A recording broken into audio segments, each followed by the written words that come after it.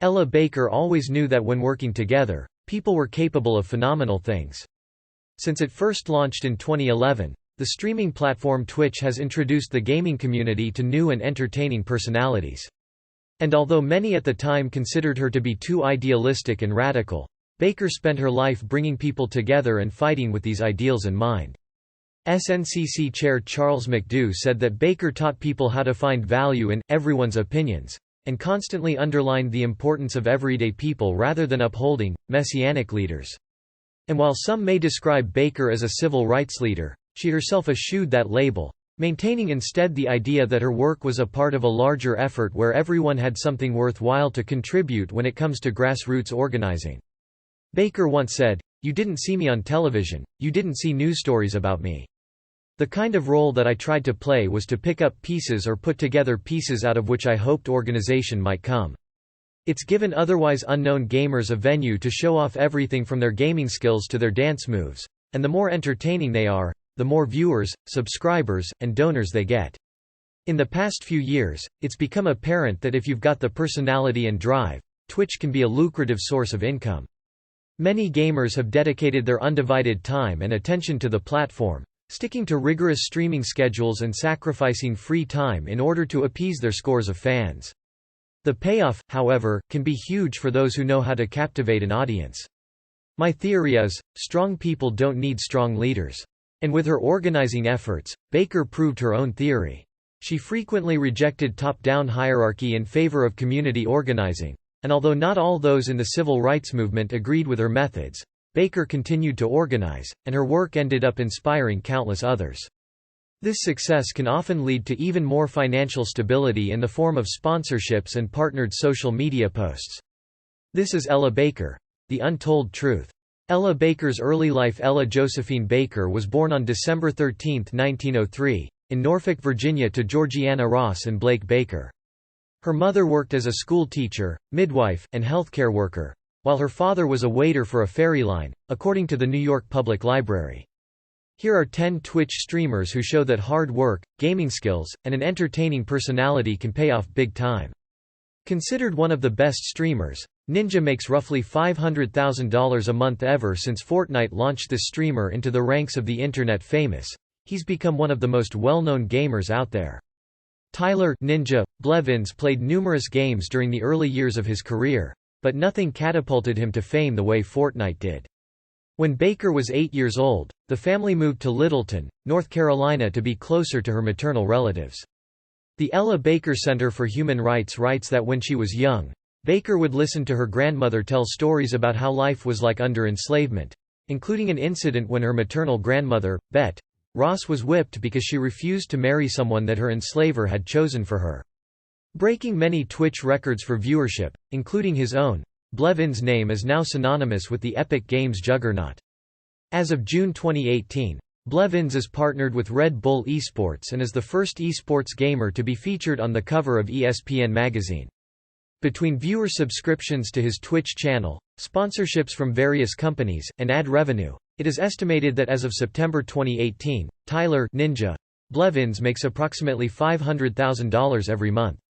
But SNCC writes that Ross refused to let the hard labor she was subjected to break her spirit, and would attend every celebration on the plantation, dancing until the early hours of the morning to show that her spirit remained unbowed. These stories greatly affected Baker and inspired her lifelong fight against racism. Baker attended Shaw University, where she was the youngest contributor to the campus newspaper, while simultaneously working as a chemistry lab assistant and a waitress.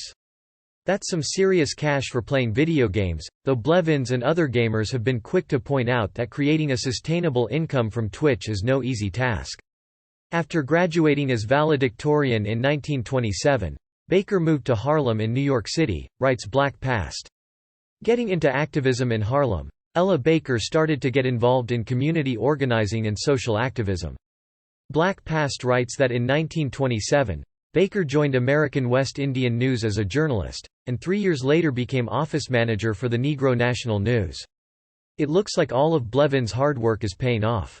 Timax donors made it possible for him to quit his job when North Carolina resident Tim McRae started streaming his gaming sessions on Twitch. It was more for fun than anything. McRae, known by the moniker Timac, quickly amassed quite the following, thanks to his entertaining personality and adept gaming skills. In 1930, Baker also co-founded the Young Negroes Cooperative League with George Schuyler, becoming its national director the following year. According to the Ella Baker Center for Human Rights, the YNCL sought to develop black economic power through collective planning. As the Great Depression hit, it became clear to Baker that hard work and perseverance weren't enough to create financial stability, especially for black Americans, and so she channeled her energy into investigating unfair labor practices. It wasn't long before his viewers started suggesting he make streaming his full-time job.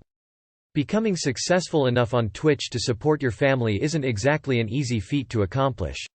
Women and the American Story writes that during one of these investigations in 1935, Baker got a job as a domestic worker in order to research the inequity that black women workers were faced with. This research led to Baker's piece, The Bronx Slave Market, co-written with Marvel Cook. In Ella Baker, Black Women's Work, and Activist Intellectuals, Joy James writes that their piece maintained that economic justice for poor and working-class African Americans was the primary objective for black political struggles. In their piece, Baker and Cook also revealed that many white working-class women who employed black women as domestic workers often set their clocks back a couple hours in order to cheat black women out of their wages. Joining the NAACP after working at the YNCL, Ella Baker was recommended to the National Association for the Advancement of Colored People, NAACP, by Schuyler, and in 1941, she joined as a field secretary. Timac told the Charlotte Observer that his time was already spread incredibly thin between his work life, family life, and gaming life. And while he was gaining a lot of traction with his Twitch channel, quitting a steady job for something still relatively new and untested in the longevity department can be scary. According to Women and the American Story, Baker spent the following 3 years traveling around the southern states raising money and recruiting members for the NAACP. But deciding to brave the unknown, Timac made the shift to a full-time streamer, quitting his IT job to convert his skills to Twitch. Because of his hard work and likability, Timac has been able to earn approximately $100,000 per year streaming games full-time, easily making enough to support his family with his earnings. Soda Poppin dropped, and lost, $5,000 in a single hand. One way to measure someone's wealth is by simply observing how they spend their money. Someone with severely limited funds, for example, isn't going to throw hard-earned cash around at seemingly unimportant conquests. And although the work was considered to be dangerous, Baker ended up building a massive network for the NAACP. Black Past writes that Baker was the NAACP's most effective organizer, and helped create numerous new branches across the South. Baker worked as the director of branches, but in 1946, she resigned from the NAACP because she was unable to get the organization to focus on the influence of grassroots organizing, according to the Martin Luther King Jr. Research and Education Institute. Baker rejoined the NAACP in 1952 as president for the NAACP's New York chapter, but by the following year, she temporarily resigned in order to run for the New York City Council on the Liberal Party ticket. Barbara Ransby writes in Civil Rights in New York City. Baker had previously run for city council in 1951 as well, but she lost both times. Throughout this time, Baker maintained her focus on grassroots organizing and recruited community members to get involved in issues such as police brutality and school desegregation. Inspired by the Montgomery bus boycott, Baker also organized in Friendship, a group that helped fight Jim Crow laws.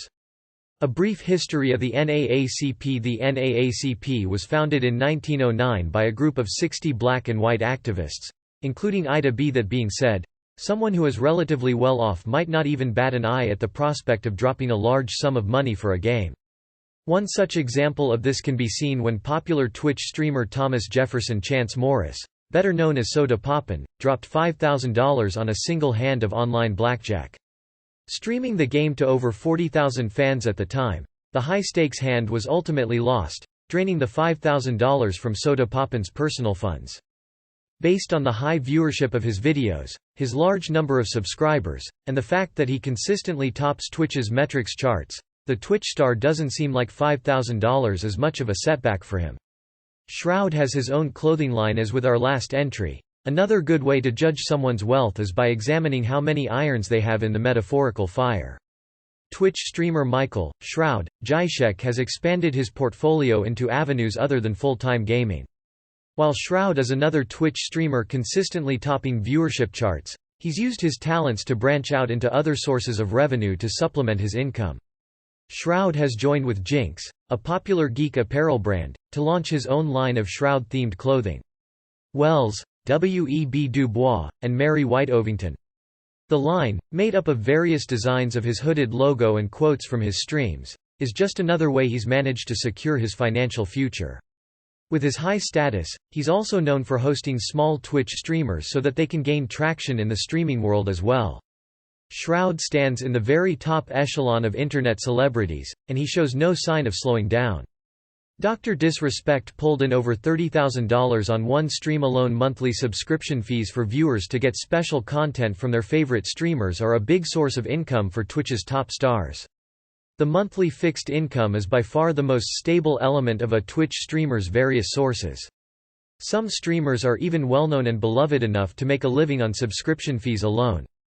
Guy, Dr. Disrespect, Beam, a Twitch streamer known for his over-the-top portrayal of an egotistical and overconfident villain, has a massive following on the popular streaming service. The organization was founded in response to the Springfield Holocaust of 1908 that claimed the lives of at least 9 black people in Springfield, Illinois and turned thousands of black residents into refugees, according to Black Past. The NAACP's website writes that a national office was established in New York City the following year, and by 1913, branch offices were created in several cities. Viewers come for more than just his gaming skills. Dr. Disrespect is known to be an entertainer, putting on a show for his viewers from start to finish, and is more well known for his Twitch persona than his real-life identity. In December 2017, Dr. Disrespect told his followers that he'd been unfaithful to his wife and would be taking some time away from the streaming platform to focus on his family. By 1919, there were over 300 local branches and with membership numbering up to 90,000. One of the main goals of the NAACP was to eradicate lynching. In February of 2018, he made his comeback and put on a livestream to talk to his fans about the comeback. The NAACP report, 30 Years of Lynching in the United States, 1889 to 1919, is credited with drastically decreasing the incidence of lynching, but efforts to make lynching a federal crime repeatedly failed. And as of 2021, lynching is still not a federal crime in the United States, according to Daily Journal. The NAACP was also incredibly influential with its legal advocacy and was part of several significant legal victories such as Ginn v. This stream alone brought in well over $30,000 in subscribed member income alone, not even counting the donations he received throughout the stream. States, 1915, and Brown v. Board of Education of Topeka, 1952 to 1954. But these successes were frequently met with violence, such as the 1951 murder of NAACP Field Secretary Harry T. Moore and his wife Harriet V. This was just one small instance of the financial success Dr. Disrespect encounters on a daily basis. Summit 1 Graham received $30,000 during a Counter-Strike stream. Donations are a Twitch streamer's best friend. While most would be hard-pressed to make a decent living on donations alone, some are fortunate enough to land a unique night full of generous viewers. While streamer Jared, Summit 1 Graham, Lazar is known for his charismatic personality and makes a steady income through subscribers and ad revenue, totaling around $200,000 per year. One of his most memorable financial successes came during a Counter-Strike livestream. In 2015, Summit 1 Graham received an incredibly generous donation from a viewer by the name of Infamous 3X. This particular fan donated a stunning $30,000 in one go. In a matter of seconds, Summit 1 Graham, who already makes quite a good living from his earnings on Twitch, made $30,000. Naturally, the streamer was speechless and a gracious recipient of the donation, proving that even those who work hard to make a good living on Twitch are still grateful for special recognition from a fan. Although you'd probably be hard-pressed to find anyone who would turn down $30,000 for playing video games. Although that being said, it's possible the donation was fake. Streamer iMacPie makes far more from Twitch than he did as a pro gamer. For those dedicated Twitch streamers who put all of their time and effort into their craft, it sometimes becomes evident that they can make more money streaming than they did at their previous occupation. Moore, whose murder is considered one of the first assassinations of the civil rights movement. Working with the SCLC, Ella Baker moved to Atlanta, Georgia in 1958 in order to help Martin Luther King Jr. organize the Southern Christian Leadership Conference. Before making Twitch his full-time job, Michael "iMacPie" Santana was a professional competitive gamer. In his life as a pro gamer, iMacPie said he would typically make around $30,000 per year. Now that he's become a full-time Twitch streamer, he makes roughly $2 million a year. The Martin Luther King Jr. Research and Education Institute writes that Baker was in charge of organizing the SCLC's Crusade for Citizenship, which was aimed at enforcing voting rights for Black Americans. According to Women and the American Story, Baker was skeptical about the organization, but she took on the role of its grassroots organizer. However, Baker soon became discouraged with the SCLC. It seems like the switch from pro gamer to full-time Twitch streamer would be a no-brainer. His income streams in from his Twitch subscribers, ad revenue, donations, and most importantly, sponsorships. When you rack up the amount of followers iMacPie has, many gaming companies are ready and willing to pay several $1,000s per hour for the streamer to play their game. They weren't too receptive towards the idea of community organizing, which they saw as too radical, and the fact that she was a determined woman seemed to rub the men in the organization the wrong way. Andrew Young writes that, the Baptist Church had no tradition of women in independent leadership roles, and the result was dissatisfaction all around. Ultimately, Baker didn't think that big speeches and praying were enough, and she believed that smaller grassroots groups could be more powerful than a one-time march.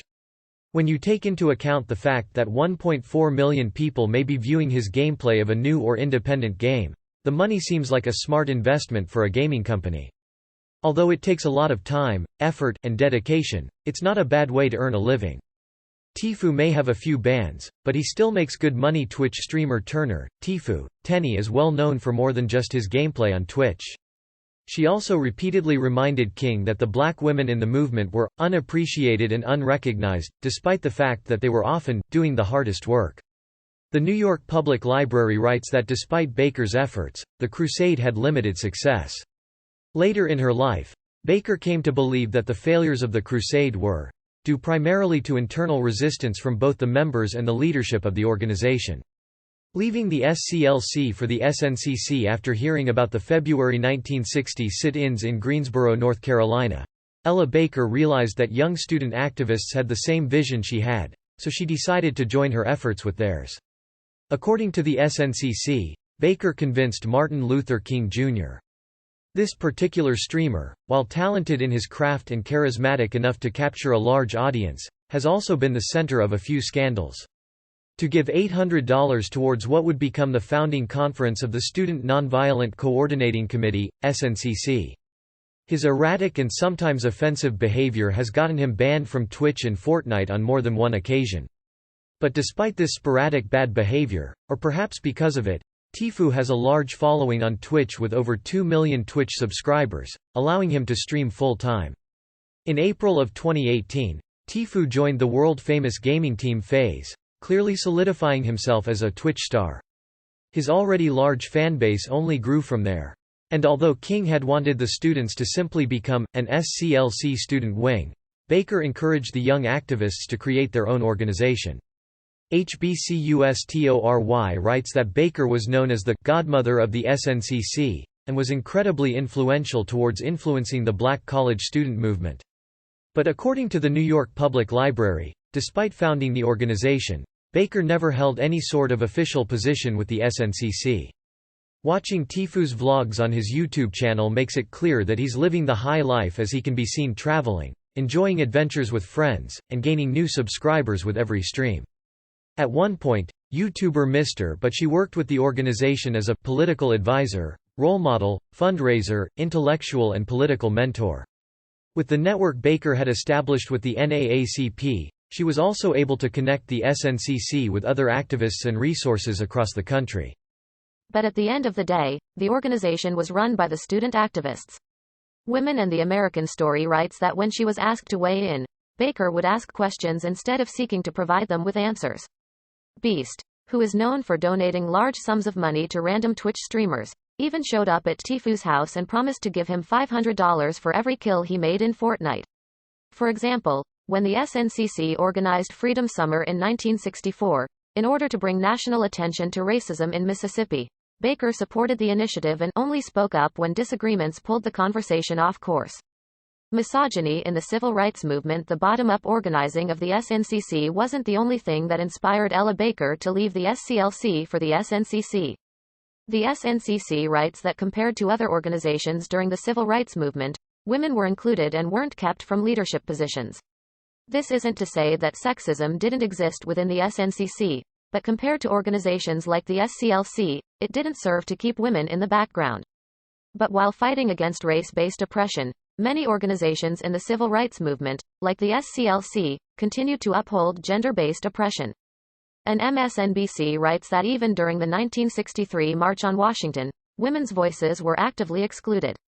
By the end of the encounter, when Gloria Richardson went to speak during the rally, the microphone was taken away from her after all she managed to say was, "Hello." Even Rosa Parks was shocked that actress Josephine Baker hadn't been allowed to speak. Beast ended up giving Tfue $10,000 for less than an hour of work.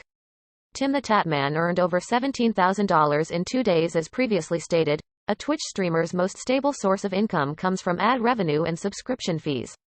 And after the rally, the delegation that met with President Kennedy was made up solely of men.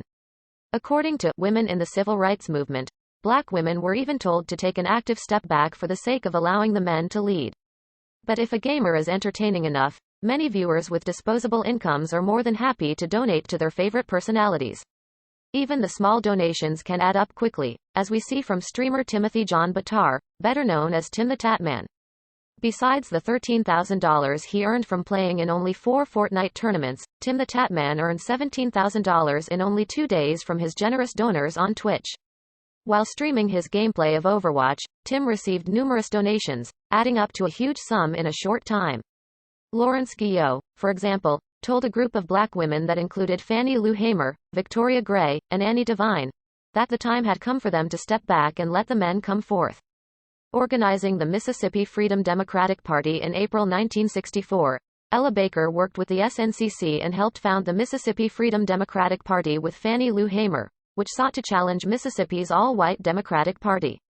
According to Yale, Baker ended up giving the keynote address at the MFDP's founding convention, and was integral towards organizing the MFDP's challenge to the Democratic Party at the 1964 National Democratic Party Convention. Women and the American Story writes that Baker was the one responsible for finding the cheapest hotel rooms for the organization in Atlantic City, New Jersey. According to the New York Times, the 1964 Democratic Party convention was contentious. 68 delegates from the MFDP came to the convention and tried to convince the Credentials Committee that black Mississippians were systematically excluded from the regular state Democratic Party, writes the SNCC. To say that he did well in tips for less than a week would be an understatement. On top of the insane amount of donations Tim often receives, he's followed the lead of other famous Twitch stars by branching out and obtaining income from other sources. Even President Lyndon Johnson tried to keep their testimonies off the air. Eventually, the Democratic Party leaders tried to come up with a compromise, and said that they would allow the MFDP delegation 2 seats for Aaron Henry, Pictured, and Edwin King. Like Shroud, Tim has his own clothing line from Design by Humans. In his virtual store, fans of Tim the Tatman can show their loyalty with his Tatman Army shirts, along with many other designs. But the MFDP rejected this, with Hamer saying, "We didn't come all this way for no 2 seats." Baker set up offices for the MFDP in Washington, D.C. Portfolio diversification on this level is sure to keep Tim in the black for years to come. Pokémon's entire Instagram account is a testament to how well she's doing. Sometimes Twitch metrics aren't needed to tell that a Twitch star is doing well for themselves.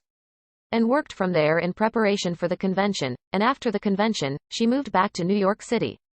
Working with the SCEF from the early 1960s, Ella Baker also started working with the Southern Conference Education Fund, SCEF, a civil rights organization that also worked closely with the SNCC. Often, the only thing that needs to be examined is their social media.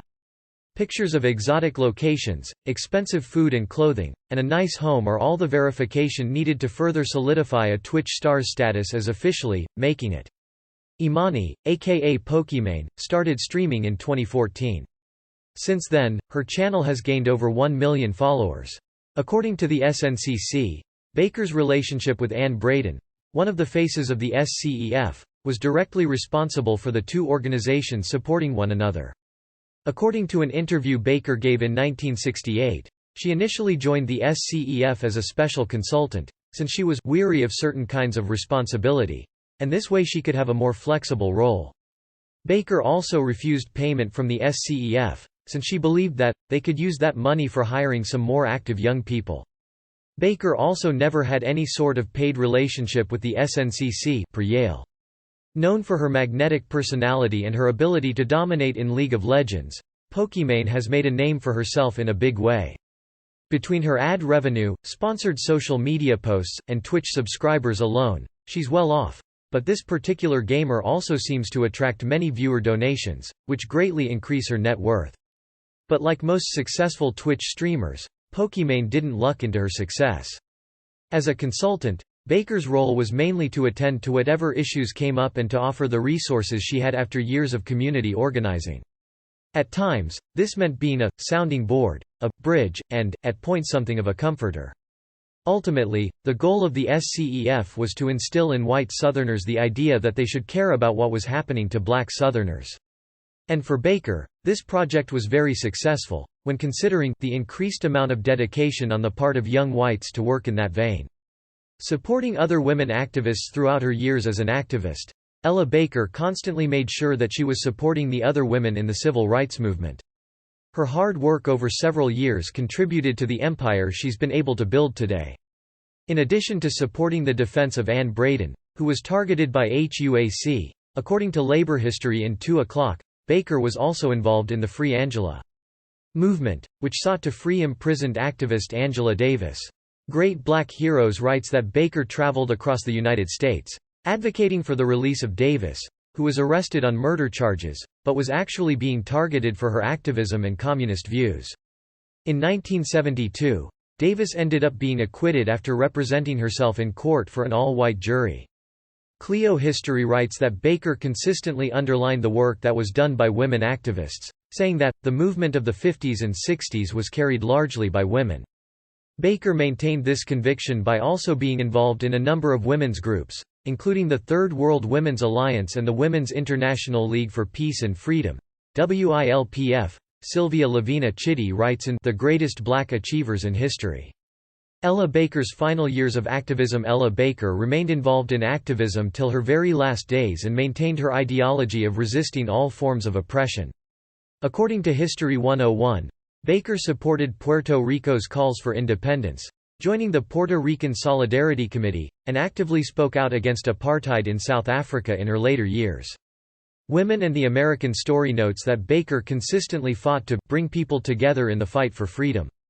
And although she didn't agree with rejecting white allies, she didn't keep the SNCC from moving in that direction. And although Baker was dismayed when the SNCC dissolved, she continued to volunteer towards a variety of civil and social justice causes. According to an interview Baker gave in 1977, in her life, she was also involved in the WPA Workers' Education Project, which sought to provide jobs for people who were dealing with any kinds of social issues. And in working with the Workers' Education Project, Baker was able to interact with a wide variety of ideologies.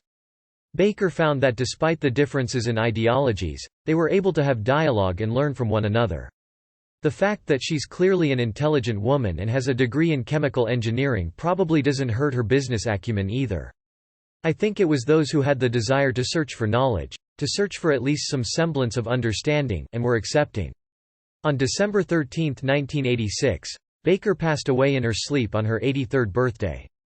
Influence in the civil rights movement. Ella Baker's influence in the civil rights movement and beyond cannot be understated.